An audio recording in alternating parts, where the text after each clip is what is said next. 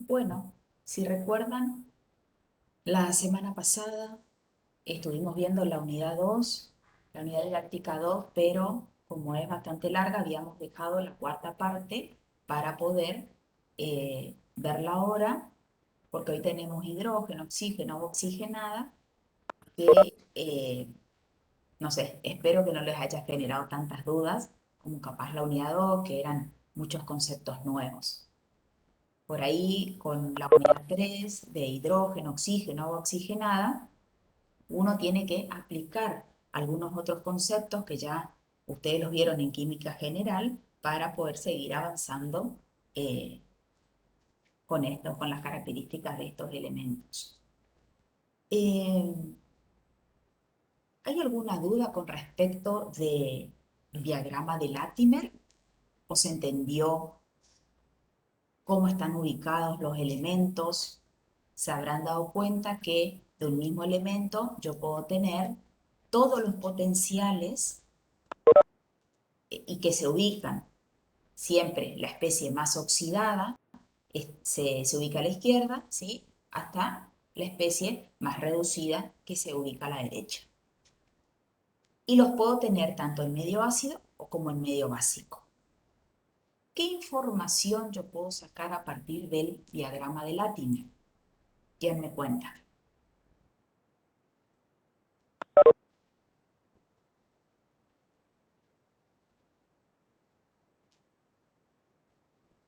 ¿Llegaron a ver el video? ¿Están todos escuchando o no?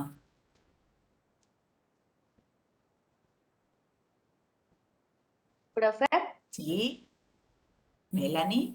podemos obtener sí, podemos obtener una determinada especie, si una determinada especie es un buen agente oxidante o si es estable o también permite calcular el potencial de una determinada Ujú. especie. ¿Puede ser? Sí, Melanie, ¿vos tenés cámara?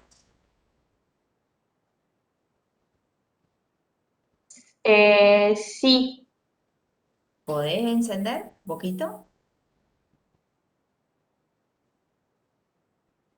sí.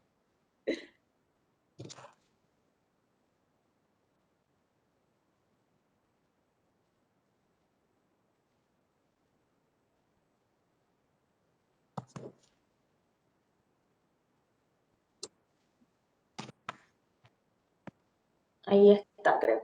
Ahí está Melanie, sí. Entonces, porque si no, Sí. imagínense que yo acá parece que yo estoy hablándole a la pared. Muy feo. Acá, si alguien más quiere prender sus cámaras, bueno, por lo menos nos vamos conociendo también. La verdad que a mí, cuando las clases eran presenciales, me gustaba, bueno, reconocerlos, por lo menos de cara. Después de algunos uno va aprendiendo el nombre. Eh, pero, pero bueno, saber quiénes son los alumnos, o si no, la verdad que después de una lista que uno como docente me gusta ponerle la carita, saber quiénes son. Aparte, eh, cada lunes a lunes, y esto yo ya sabía que pasaba porque ya me contaron otros profesores de distintos años, lunes a lunes cada vez es menos la gente que se va conectando. No sé, dentro de un mes cuántos seremos, pero, pero bueno, les agradezco. Hoy hay desde 150, más o menos 150, 160 que arrancamos la primera clase, ahora hay 56 personas. Así que bueno, esto es algo que les ofrecemos desde la asignatura, otro espacio más para que ustedes puedan sacar sus dudas, pero bueno, capaz que algunos con los videos eh, ya van avanzando de esa forma. Sí, lo que dijo Melan, y acá Florencia también, gracias por encender la cámara. Eh, entonces uno puede comparar los Claro, potenciales. o sea, yo tengo una definición que noté de Sí, los videos. sí. No sé si estaba bien. Ujú.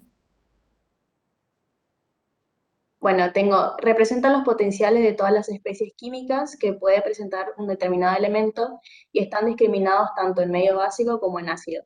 Siempre Mm. están escritos como reducciones. Podemos obtener si una determinada especie es un buen agente oxidante, si es una especie estable o permite calcular el potencial de un determinado par. Sí, y entonces todas esas posibilidades que yo le fui diciendo, después lo fuimos viendo con ejemplos.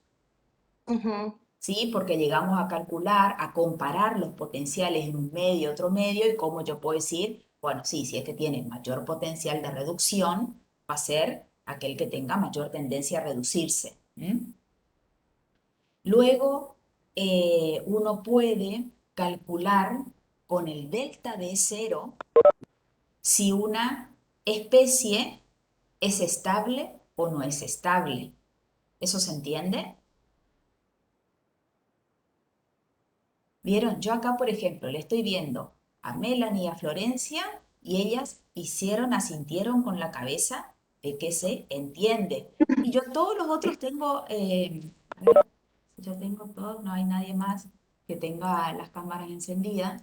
Entonces, eh, yo hago una consulta y por eso entonces uno necesita que haya una respuesta del otro lado.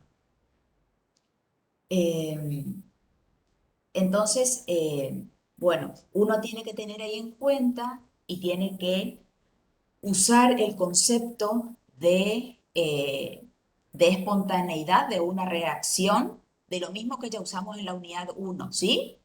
Si delta de G es negativo, delta de es positivo para que una reacción sea espontánea. Acá lo mismo, pero esa espontaneidad, ¿cómo yo la interpreto en el diagrama de Latimer? Si es estable o no es estable. ¿Y qué significa que sea estable o que no sea estable con respecto al diagrama de Latimer? Que esa especie química pueda dismutar o no. ¿Qué significa que pueda dismutar? A ver quién me quiere responder. Cuando una especie química se oxida y se reduce a la vez. Se oxida y se reduce a la vez. Muy bien, Melanie. Entonces, el hecho de que yo diga que una especie es estable o no, estoy hablando desde el punto de vista de que dismute o no dismute. Ahora, yo también puedo calcular el potencial de un par y entonces ahí también hicimos ese ejemplo. Todas estas, todos estos ejemplos de cálculo lo van a tener en la unidad de problemas, en la serie de problemas 5 si no me confundo, porque ustedes esta semana arrancan la 4 que es de radios, ¿sí? Entonces, la semana de la unidad número 5 ahí se van a ver los diagramas de Latimer. Agustina me hace con un dedito, muy bien. Diagramas de Latimer y los diagramas de Frost. Entonces, esto que ahora yo le estoy diciendo bien los conceptos más importantes, que esto lo tienen que tener claro, lo tienen que entender. Y lo otro que les aconsejo, chicos, es que no estudien de memoria, sino que razonen. ¿Sí? Si yo sé que mi delta D, cómo tiene que ser, entonces ahí lo razono, por más que me lleve unos minutitos más decir si es espontáneo o no, eso significa que va a ser estable o no va a ser estable, va a dismutar o no va a dismutar. Porque los distintos ejercicios, con ese mismo cálculo, hay veces que le dice, eh, diga si esta especie dismuta o no. Otro le puede decir, diga si es estable o no. Y le está pidiendo el mismo cálculo, tienen que hacer la misma interpretación. Entonces, todos estos ejercicios acá ya los adelantamos en la teoría, pero ustedes después van a practicar bastante en la serie número 5. Luego, ¿alguna pregunta del diagrama de Latimer? Ese me parece que es bastante sencillo, ¿no? Pero por eso, escucho si hay alguna consulta. Acá también agradezco a Sofía que encendió su cámara.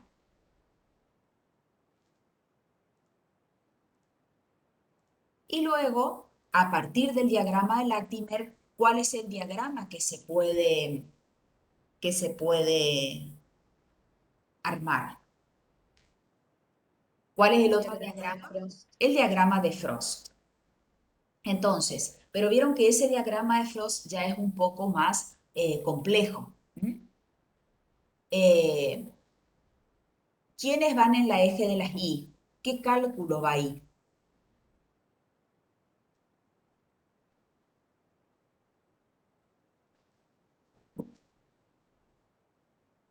A ver, me voy a sacar este.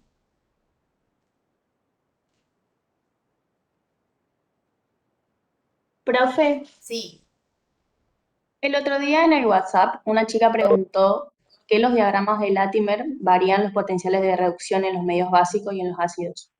en el chat. En un WhatsApp que tenemos en un grupo de WhatsApp preguntó. En un WhatsApp, sí. Porque, discúlpame, Melanie, ¿qué preguntó? ¿Por qué en los diagramas de Latimer varían los potenciales de reducción en los medios básicos y ácidos? Porque después ustedes ya van a ver en alguna serie de problemas también lo van a ver cómo el pH está afectando. ¿El pH qué es? A ver si me dicen qué es el pH. ¿Quién me quiere responder? ¿Qué es el pH? Una medida de la acidez. Una Henry me medida dice de acá, acidez. si me habla un poquitito más fuerte, porque no escucho, la medida de la acidez de una solución acuosa. Les voy a hacer unas aclaraciones, porque no mide solo el contenido de acidez. ¿Cuánto? Es una escala que varía de cuánto a cuánto. De 1 a valores ¿De menores que 7? ¿De 7. 7 a 14 puede ser? No, De uno De a 0 a 14. de 0 a 14. Sí. Bueno, 0 a 14. por ejemplo, el pH es un concepto súper importante, que si alguien llega, bueno, usted ahora arrancamos nosotros. Acidez y basicidad, profe, me dice ahora Agustina, claro, no me mide solo la acidez. Es una escala que va de 0 a 14. Cuando estoy a un pH 7 es neutro. Ahí no puedo decir ni que es ácido ni que es básico, pero cuando estoy entre 0 y menor a 7, puedo indicar que una sustancia es ácida y cuando estoy entre un poquito mayor a 7 y 14, que una sustancia es básica. Em, ya, o sea, por eso está bueno estas clases para que ustedes, acá también tenemos que ir em, afinando o algunos conceptos del primer cuatrimestre. Porque si alguien no sabe pH ya en segundo año, aunque ahí tienen orgánica, que tienen las analíticas, lamento decirle que pueden llegar a salir mal porque ya es un concepto de química general que uno lo tiene que tener bien incorporado, ¿sí? Entonces, gracias a la pregunta de Melanie, que no sabemos quién habrá hecho en el WhatsApp, sale acá el concepto de pH. Entonces, ¿cómo definimos pH? Entonces ya dijimos que va una escala de 0 a 14, pero ¿cómo se define el pH? Es, y acuérdense que siempre la P tiene que ser minúscula y la H tiene que ser mayúscula, ¿sí? Esa es la forma correcta de escribir pH. Si alguien escribe así, está mal. Y si alguien escribe las dos con mayúsculas, también está mal, está incorrecto. La P es minúscula y la H es. Se define como el menos logaritmo de la concentración de protones. Ese es el concepto. Entonces, como la concentración de protones influye en el cálculo de los potenciales, si yo tengo en mi medio protón, me va a influir en el cálculo del potencial. Y entonces, por eso es que yo tengo los diagramas de Latimer tanto en medio ácido como en medio básico. ¿Sí? Después, más adelante, ya se van a ver varios ejercicios en los cuales ustedes van a tener que calcular esos potenciales en función del pH. O sea que este concepto lo van a reforzar después desde las series de problemas.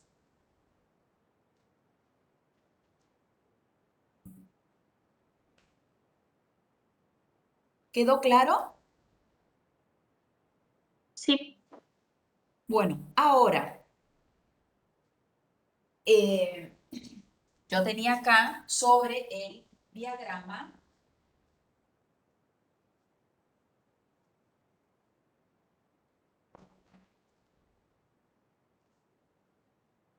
de Frost. ¿Qué hacemos? El número de electrones, ¿sí? Por el potencial sobre el, número de electrones, ¿sí? O el número de oxidación que tiene un elemento. Entonces, ¿qué información? Lo que pasa es que este producto yo lo tengo que calcular.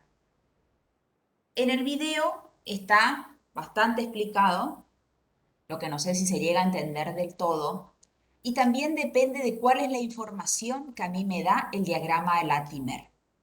Generalmente, chicos, el diagrama de Latimer le va a dar toda la información entre cada par. Por ejemplo, no sé si tenían el del cloro, el del manganeso, ya no recuerdo, pero bueno, el cloro supónganse que tiene número de oxidación, sí, -1, 0, +1, +3, +5, +7. Entonces, van a tener los distintos potenciales que entran en juego para pasar de un número de oxidación al siguiente. Y entonces, a partir de esos datos de potenciales que aparecen en el diagrama de Latimer, yo tengo que ir construyendo mi diagrama de Frost. ¿Qué información yo puedo sacar luego de ese diagrama de Frost? Puedo sacar cuál es la especie más estable y cuál es la especie más estable en estos diagramas.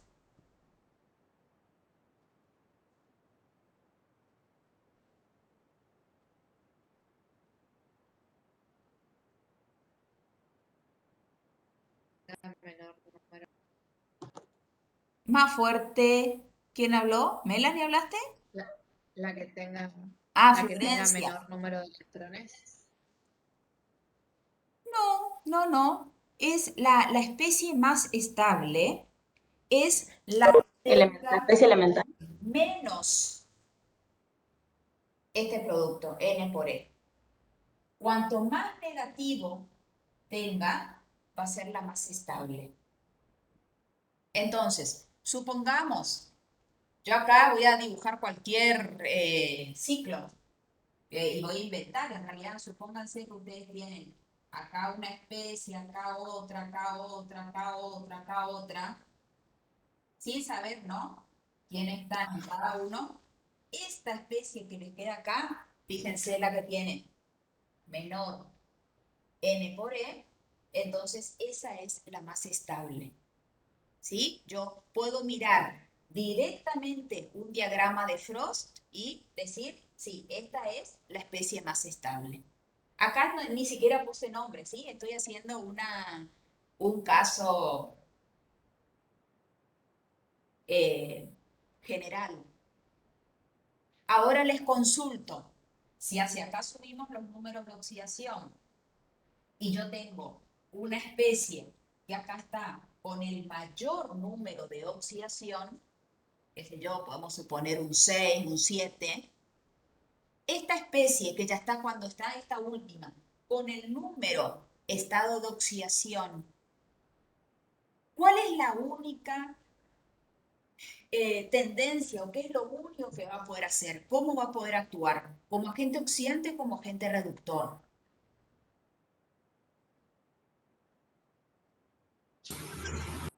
Como agente reductor, ¿Qué es un agente reductor, Belén? que se puede reducir, Y oxidarnos. Bueno, ese chicuelos es pasa, otro concepto que tiene que estar súper claro. Agente oxidante y agente reductor. Un agente reductor es aquella sustancia que reduce a otro y él se tiene que oxidar.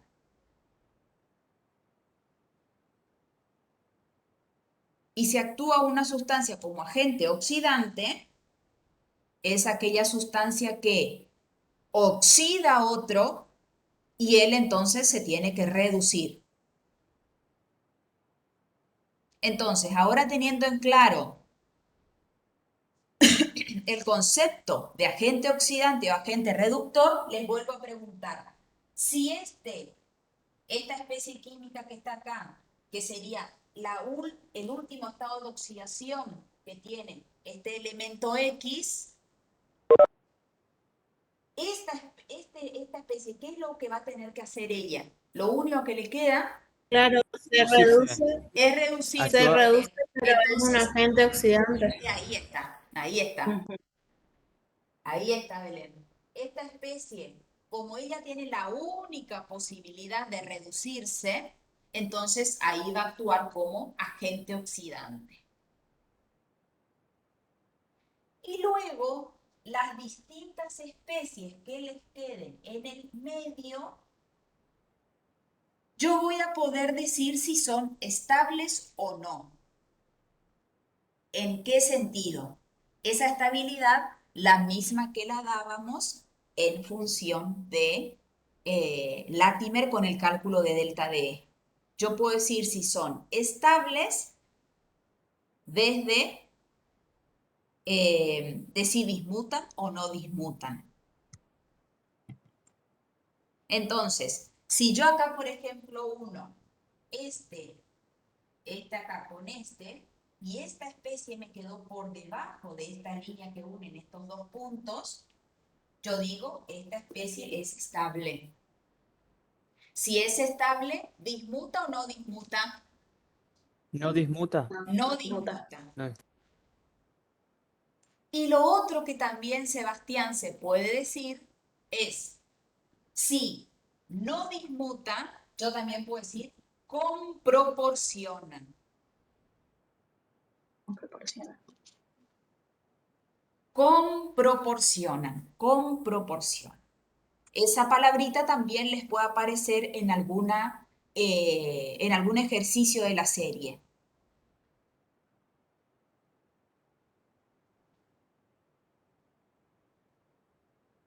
Lo que pasa acá por mi ejemplo, a ver, voy a modificar, por ejemplo, si yo tengo acá y después acá, así y así, supónganse que yo uno, quiero saber esta especie. Si yo uno acá con esta especie me quedó por encima de esta línea que yo tracé, entonces digo que esta especie es o no estable. ¿No? No es estable. Eso significa entonces que dismuta O desproporciona. o desproporciona. Entonces, esa es la utilidad de estos diagramas, de toda la información que yo puedo ir sacando. Les vuelvo a repetir, esto lo van a ver bien en la serie 5, entonces ahí ustedes van a graficar, van a hacer los cálculos correspondientes y van a graficar a partir del de Latimer el diagrama de Frost. Entonces, cuando uno ahí practica, ahí también se van a ir disipando algunas dudas.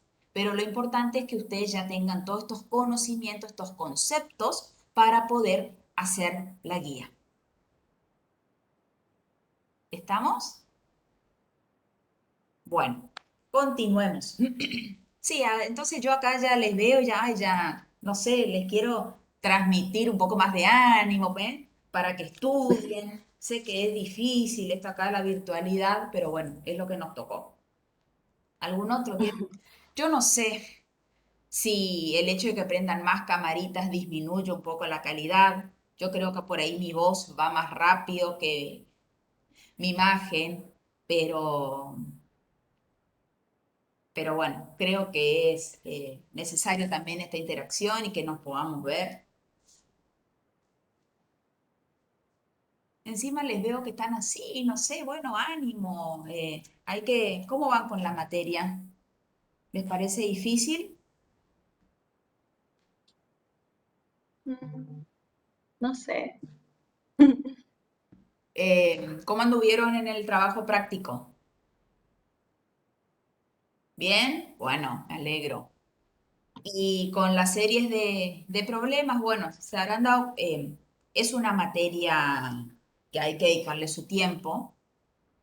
Pero, pero bueno, si uno se va organizando, eso yo les dije el primer día, pero por ahí les vuelvo a repetir, porque ustedes son chicos de primer año, entonces todos estos consejitos creo que suman y por ahí hay veces que uno no presta atención en algunas cositas, bueno, entonces cuando uno vuelve a repetir, ahí lo incorpora.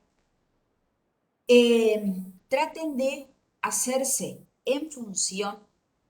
No sé cómo les dan matemática, les da biología, cada cátedra se organiza de forma diferente, pero en función de los horarios de las materias, traten de decir, bueno, yo lunes a la mañana o lunes a la tarde tengo que estudiar, tengo que ver esto. O sea, háganse también ustedes un cronograma de cuándo tienen que ir viendo cada cosa. Eso les va a ir haciendo que estén bien organizados y entonces para las clases del miércoles de las series de problemas tengan ya las dudas y entonces de esa forma puedan resolver bien el cuestionario. ¿M? La última partecita de la unidad 2. El otro día, el lunes pasado, habíamos hablado del ciclo de Haber, ¿se acuerdan que es un ciclo termodinámico? Eso es lo otro que yo les dije. Tengo que saber bien los conceptos, tengo que ir razonando paso a paso. Ahora, esos ciclos de von Haber yo los puedo utilizar también para a partir de ellos hacer el cálculo del potencial. ¿Se entendió esa parte? Que uno tiene que, dependiendo ese electrodo normal de hidrógeno, vieron que puede actuar como cátodo o como ánodo. Pero dependiendo de qué va a depender de que actúe como cátodo o como ánodo. Y eso implica obviamente que se oxide o que se reduzca. ¿De qué va a depender? A ver quién me quiere responder. Si se enfrenta con un metal o con un no metal. Muy bien, Florencia, dependiendo con quién se enfrenta. Si se enfrenta con un no metal, ¿quiénes son los que ustedes van a hacer en la serie correspondiente de esto? Esto también, esta parte tiene una serie de problemas específica para trabajar con todos los halógenos. ¿Sí? Los halógenos son no metales, que ellos tienen gran tendencia a reducirse. Y los metales tienen tendencia a oxidarse. ¿Qué es lo otro diferente que tengo que tener en cuenta en estos ciclos de von Haber o cuál es el concepto que agregamos con respecto a los ciclos que habíamos visto la semana pasada? ¿Esos ciclos en qué medio tienen que estar?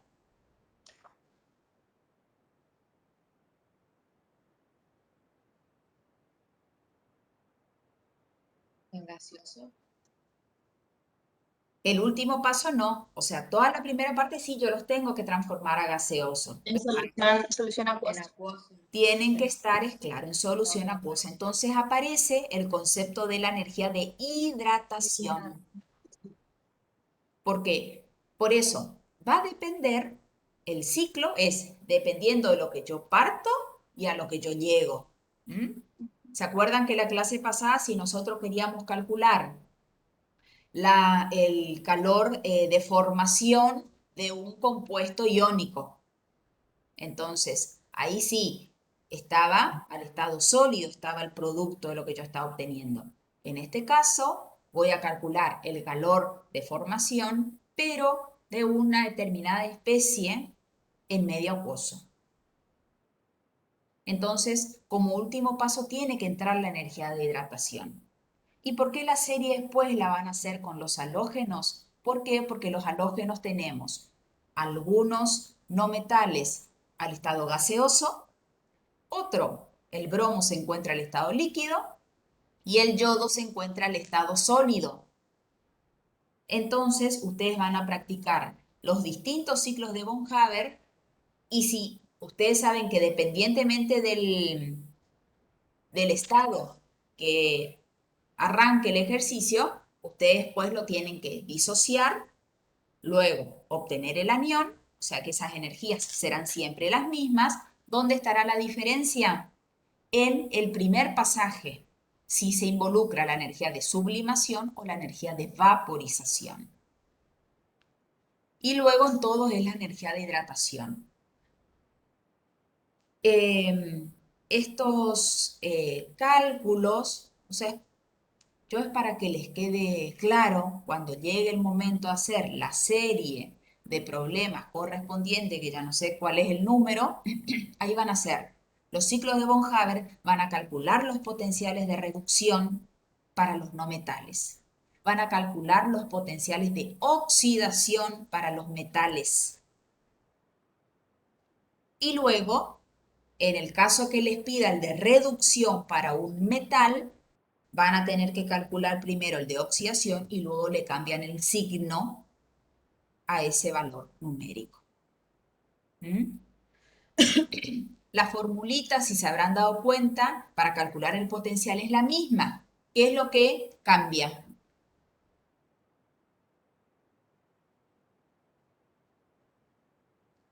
El signo.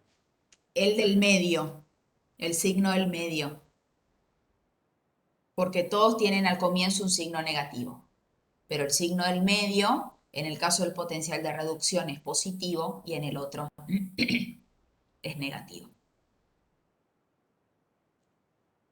¿Alguna otra duda de esto, de la unidad 2? Yo creo que después, cuando vayan avanzando también con las series de problemas o cuando vuelvan a leer, a mirar estos videos para el parcial, seguramente aparezcan otras dudas.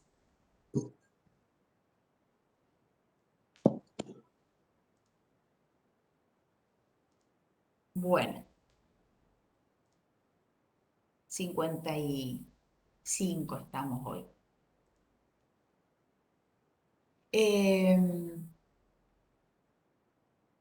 Ahora entonces arranquemos con la unidad 3.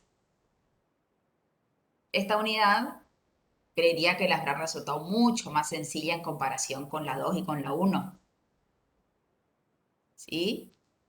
Acá también le agradezco a María Smith que prendió su cámara, a Agustina,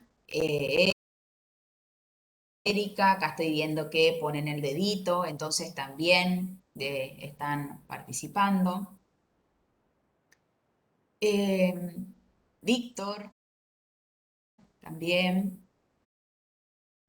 ¿Quién? Henry, bueno, me alegro acá Sara, ¿sí? Jazmín también, ponle una carita. Entonces, del hidrógeno,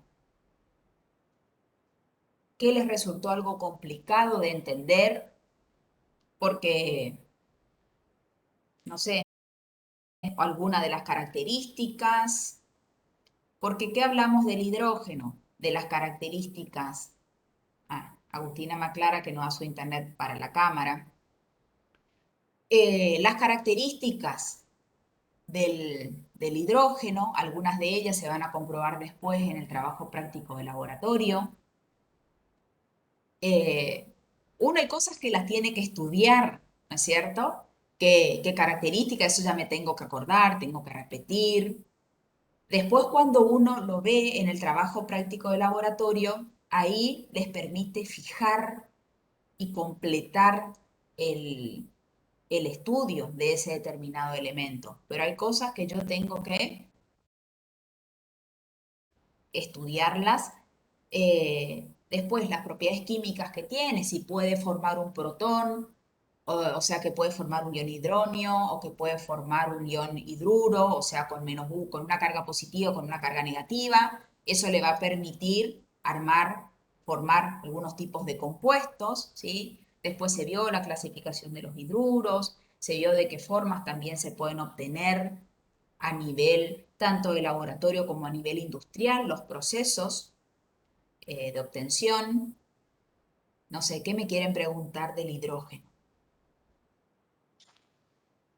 Si hay algo que me quieran preguntar.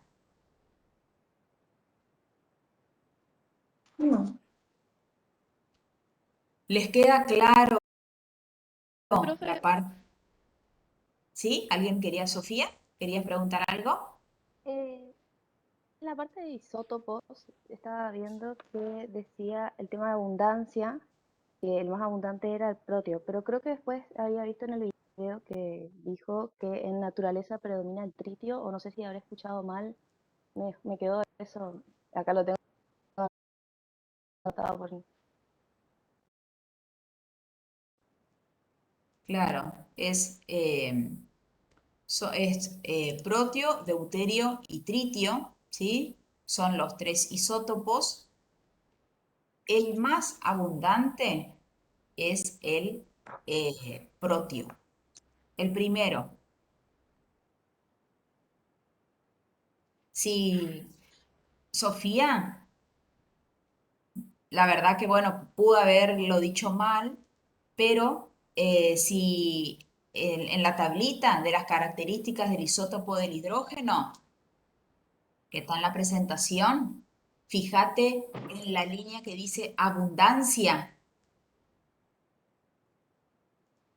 Sí, sí, acá dice el Entonces, en ese es 99,04%. 99% del primero, después dice un 0011 y después sí 7 por 10 a la menos 16. Entonces, ese es el correcto. No sé, hay veces que, sí, cuando me escucho a veces me doy cuenta, también en el diagrama de Latimer, que dice en dos oportunidades menciona el bromo, pero bueno, eso es lo que a veces pasa cuando uno está en la clase, ¿no es cierto? Que a veces piensa una cosa, dice otra, pero cuando estamos en la presencialidad, ahí usted me puede decir, profesora, dijo esto. Sí, sí, sí, claro. Y uno se vuelve a corregir. ¿Mm? Eh, ¿Se entiende el proceso de obtención de hidrógeno? Que lo van a ver después en el laboratorio. Sí, ¿Se entiende? Las partes del perfectamente. equipo, ¿sí? Eso es importante. Creo que todo eso está explicado, ¿sí? Bien en el video. Las funciones de Sí, cada uno, por eso les digo, o sea, ustedes tienen la información, ahora eso lo tengo que interiorizar, lo tengo que repetir y el equipo de obtención del gas hidrógeno también se va a repetir después, un equipo muy parecido, cuando tengan que obtener distintos gases de los otros grupos que vamos a ver. Porque nosotros a partir de la unidad 4 ya empezamos a estudiar los halógenos, ¿sí? Después vamos a estudiar los calcógenos, vamos a estudiar los metales alcalinos, los térreos. Alcalino, alcalinos, térreo es una unidad, que es una de las últimas en realidad. Después sí, acá los carbonoides. Entonces vamos a ir a estudiar los nitrogenoides, también vamos a ir estudiando los distintos elementos, los distintos grupos de los elementos representativos, y el equipo de obtención de hidrógeno por ahí podrá tener una pequeña modificación, que hay veces que se pone un frasco lavador en el medio, por las dudas, para que a veces se solubilicen ahí algunos gases y después no obtengan el producto, pero en líneas generales se utiliza ese balón con el embudo de seguridad, ¿sí? Con un tubo de desprendimiento para poder obtener el gas. Y bueno, y después todas las propiedades que uno puede ir obteniendo. Si les pregunto, a ver, hidrógeno, ¿es combustible o comburente? Combustible, Combustible. ¿Y el oxígeno qué es? comburente. Ujú. ¿Quién de los dos es más liviano que el aire? ¿O los dos son más livianos, los dos son más pesados, o uno es más liviano y el otro es más pesado?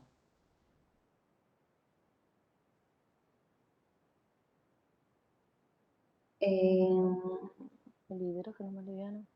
el hidrógeno es más liviano. Ajá. Entonces, como es más liviano, ¿qué tengo que hacer al obtener el gas? Tengo que poner los tubos de ensayo al revés. Ajá, boca abajo. ¿Sí? En cambio, el oxígeno es más pesado. ¿Cómo sé eso? Haciendo el cálculo. Que el cálculo de los dos es similar, ¿sí? La densidad, ya sea del hidrógeno o el oxígeno, sobre la densidad del aire, se hace el cálculo correspondiente. Quería preguntar, Sí, porque en el video, en la parte esa para preparar el oxígeno en el laboratorio, descomposición térmica, para hacer el cálculo de densidad, como ujú, hicieron antes con el hidrógeno, quería sí. saber con qué densidad se comienza a trabajar del oxígeno para poder hacer el cálculo de eso. Es... a ver, yo tengo por aquí.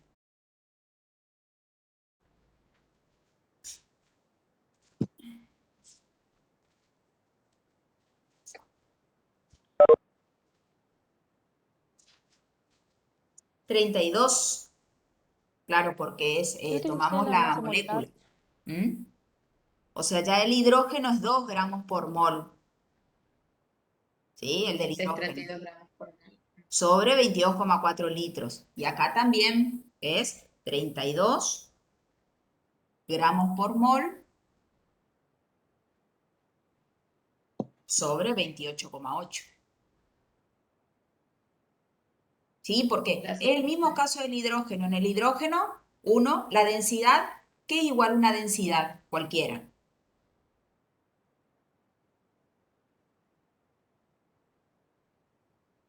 Masa sobre el volumen. Masa sobre volumen. Entonces, el volumen que ocupa un gas en condiciones normales de presión y temperatura, ¿cuál es? 22,4. 22,4 litros. Entonces, es de la misma forma se calcula acá, ¿sí?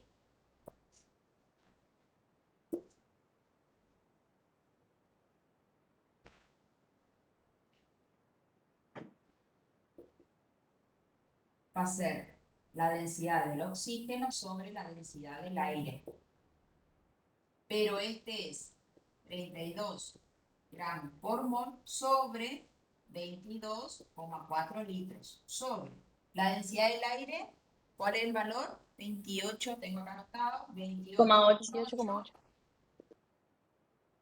sobre 22,4 litros. Entonces, esto se elimina y me queda en definitiva 32 sobre 28,8. Como también se simplifican las unidades, esta densidad aparente es una densidad adimensional sin unidades. Entonces, lo correcto por mi parte sería, en vez de poner esta D, la tengo que poner, ¿sí? La D minúscula. ¿Sí? Porque es una densidad relativa. ¿Cuánto les da acá? ¿Ahora está Florencia?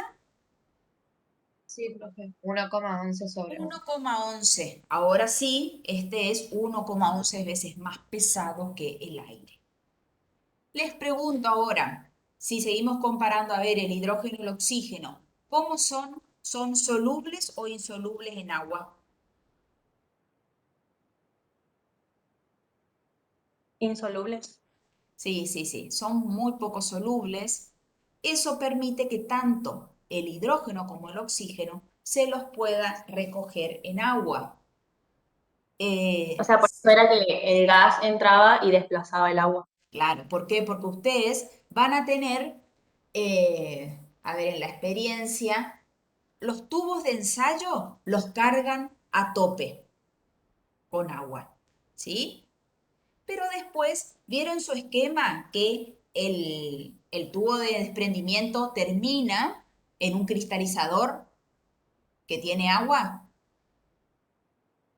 Ujú. Todos se ubican. Entonces uno ahí tiene que agarrar los tubos de ensayo que están llenos de agua, los tapa con el dedo, los sumerge en el cristalizador y tiene que enganchar en el tubito que está viniendo el gas. Todo lo tiene que hacer bajo agua. ¿Para qué? Para que no se pierda nada del gas. Entonces, como del tubo está viniendo el gas, ¿qué va a hacer? El gas, como no es soluble en agua, va a empezar a desplazar el agua. Entonces uno va viendo cómo se va saliendo el agua del tubo. Y uno aparentemente no tiene nada dentro, pero sí, tiene o hidrógeno u oxígeno.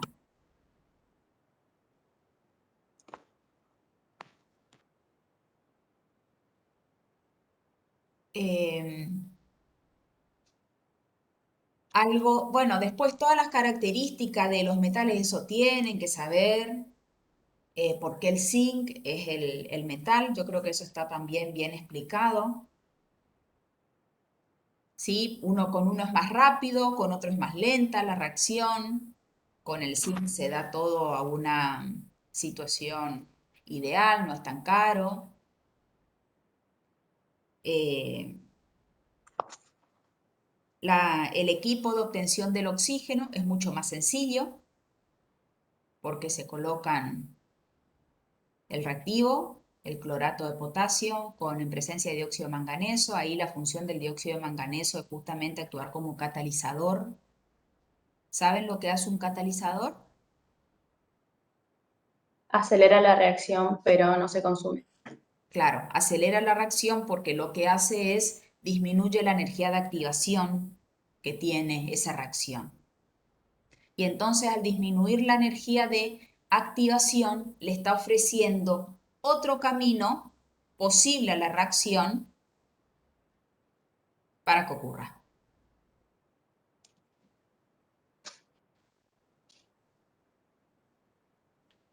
Me parece que después cuando la parte de oxígeno, ¿hay alguna pregunta con respecto a oxígeno? Vieron que aplicamos los conceptos que ustedes vieron en química general relacionados al cálculo de los electrones, compartidos, no compartidos, para saber la estructura. También la teoría del orbital molecular. Ujú. Yo creo, por eso les dije hoy, acá son conceptos que ustedes ya los vieron en química general y los tratamos de aplicar para estos elementos. ¿Hay alguna pregunta que me quieran hacer? ¿Se entiende la unión puente de hidrógeno? Que es una de las Sí, características del hidrógeno, ¿sí? Que sí se entendió. bueno, sí, por eso yo creo que esta unidad con las explicaciones del video me parece que uno puede avanzar. Después, de agua oxigenada, no sé, ¿me quieren consultar algo? O del agua. Bueno, ahí se habrán dado cuenta que el agua puede actuar como ácido, como base también con respecto a quién uno la enfrenta. ¿Mm? Si lo enfrenta, por ejemplo, con el amoníaco o si lo enfrenta, por ejemplo, con el ácido clorhídrico, dependiendo de eso. Después tiene Profe, ¿me puede explicar bien qué significa poco soluble en agua? y que no es soluble, es insoluble. ¿Qué significa que sea soluble? ¿Eso me querés preguntar? ¿Que una sustancia sea soluble, Belén? Sí, sí, A ver, vos te haces un café, vos solés tomar café, sí, y te haces café a partir del Nescafé, por ejemplo, o te haces sí. máquina. No, a partir del Nescafé. Bueno, tu café, cuando vos pones el café y después el azúcar, ¿vos lo notás aparte del agua o de la leche que le pongas? No, porque se hace homogéneo. Bueno, ¿por qué? Porque se solubilizó. Ah, eso sería. Bien, gracias, profe, ya entendí. Porque si una sustancia es insoluble en agua, eh, vos vas a ver el sólido por un lado o líquido. ¿Qué sé yo? El agua y el aceite. El agua y el aceite no se mezclan, son inmiscibles, no son solubles entre ellas. Sí, profe, ya entendí. Ya. Gracias. Bueno, entonces, esa característica del oxígeno, del hidrógeno, hace que nosotros lo podamos colocar en el tubo que tenía originalmente agua, lo desplaza y como él no se solubiliza, entonces tiene la capacidad de ir echándole al agua dentro del tubo y el gas que nosotros pues queremos comprobar, algunas de las propiedades, quedan dentro del tubo. ¿Mm? ¿Alguna otra pregunta? Me parece que esta unidad es fácil. Más fácil que las otras. Sí. Bueno, entonces esto es esta unidad es para que tomen fuerza, energía, porque después viene la unidad 4 que es halógenos, que ahí comenzamos. Esa es un poquitito más compleja o es más larga más que compleja. Hay ciertos procesos que nos vamos a detener bien el lunes que viene para que queden, porque después cuando se vea el trabajo práctico correspondiente, pero, pero bueno.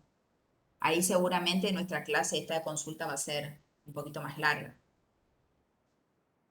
Eh, Así que bueno, si no tienen ninguna otra... Profe, Sí, el laboratorio del miércoles es sobre esta unidad, sí, o sea que vamos a sacar la respuesta en base a esto que vimos hoy.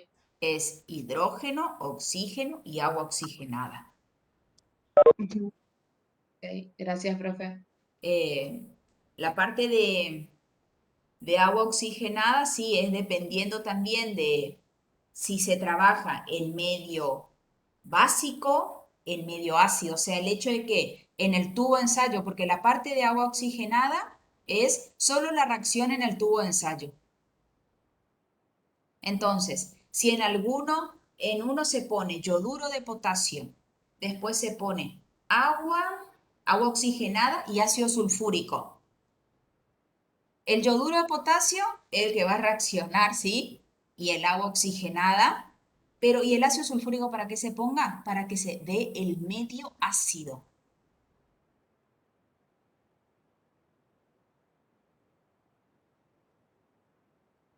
Entonces, en Profe, esa reacción uno comprueba el poder oxidante del agua oxigenada en medio ácido. Luego, cuando uno tiene la reacción del permanganato de potasio con agua con ácido sulfúrico, ahí también, en función de ustedes tienen que hacer los redox. Yo no me acuerdo si eso está o no, pero si no hay que hacer las ecuaciones redox. Eh, Ahí lo que se está observando es el poder reductor en medio ácido. ¿Están esas ecuaciones? En la serie 1 ya habíamos dado de problemas, ecuaciones redox. Sí, sí, sí, sí, pero yo no me acuerdo si en el Power está eso, Creo que no, en la parte de agua oxigenada, no. no. Mm. O sea, yo no lo tengo anotado. Solamente están los resultados. Ah, están los resultados de los coeficientes.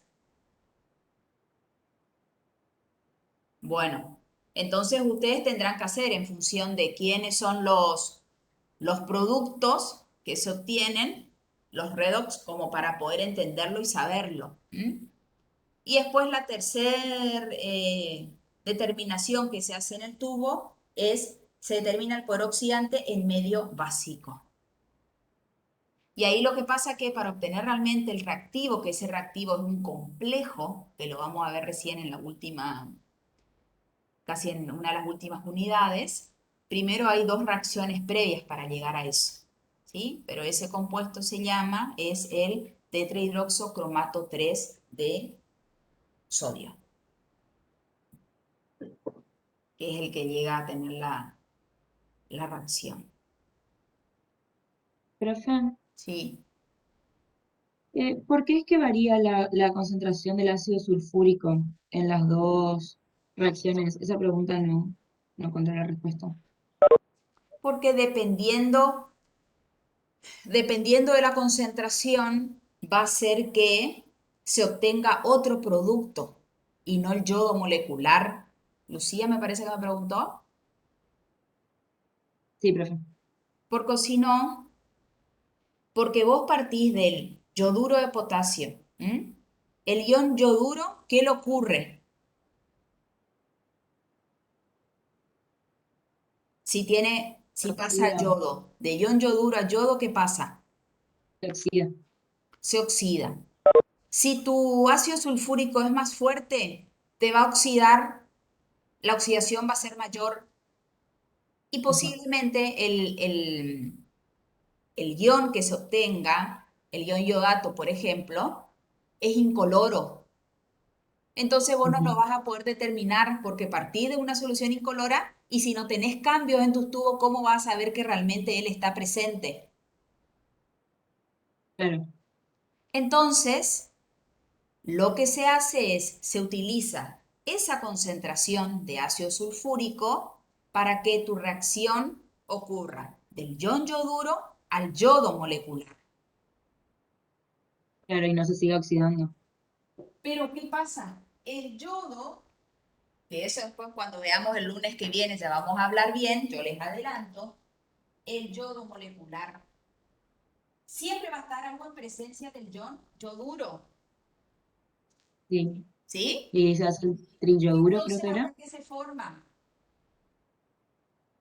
¿Alguien lo conoce a este? Triyoduro. Es el ion triyoduro.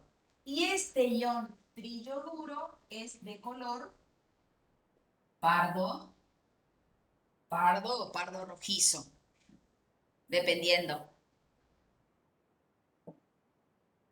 Entonces, yo utilizo un ácido de menor concentración para que mi reacción pase al yoduro, al yodo, perdón. En presencia de ese yoduro me forma el ion triyoduro y este sí yo lo puedo reconocer. Hay un cambio de color en el tubo. ¿Se entendió, Lucía? Sí, profe, ahí está. Muchas Por gracias. ejemplo, en la siguiente reacción, cuando utilizan el permanganato de potasio, ¿saben de qué color es el permanganato? ¿Violeta puede ser? Violeta.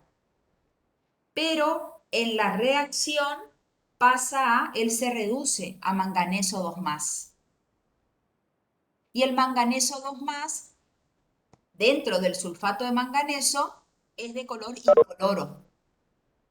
Entonces, ustedes van a partir de una coloración, su tubo, de una coloración violeta, y cuando reacciona con el agua oxigenada, se va a obtener eh, incoloro. Entonces, ahí ustedes comprueban que realmente, al haber un cambio de color, ocurrió la reacción. Claro. ¿Sí? ¿Alguna otra pregunta?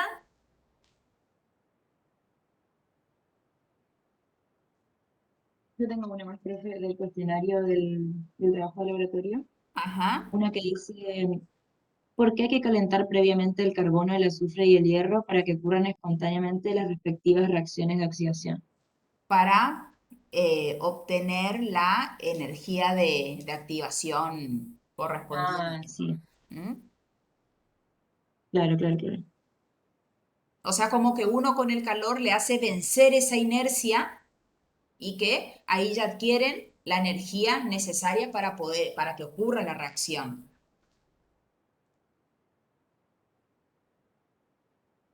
Claro. Ahí está. Gracias, profe. Bueno,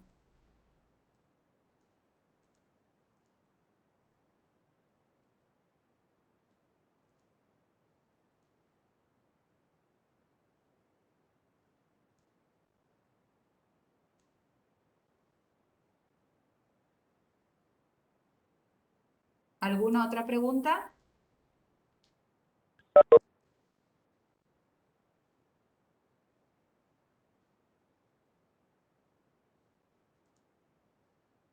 Bueno, entonces hoy damos por finalizada la clase de la última parte de la unidad 2 y de la unidad 3. Éxitos entonces esta semana con la serie de problemas, con laboratorio y nos volvemos a encontrar para hablar de la unidad 4 el lunes que viene. Chau chicos, nos vemos. Nos Chao, vemos, profe. Hasta Chao. luego. profe, chao, profe. Chao, profe.